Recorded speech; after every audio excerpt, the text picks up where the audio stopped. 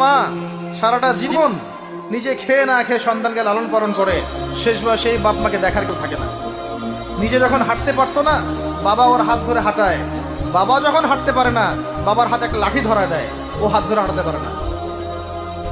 সন্তান হিসেবে আমরা এখন অপদার্থ, নোংরা প্রজন্ম, যে বুদ্ধি প্রতিবন্ধী টিকটক প্রজন্ম।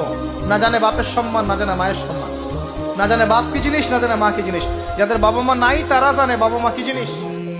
আমাদের মধ্যে যাদের বাপ মা মারা গেছে তারা জানে বাপ মা কি জিনিস, যাদের বেঁচে আছে এরা জানে না।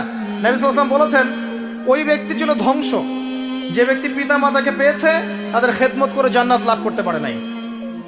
এই ব্যক্তির জন্য চরম ধ্বংস। পিতা মাতাকে কষ্ট দিয়েন না।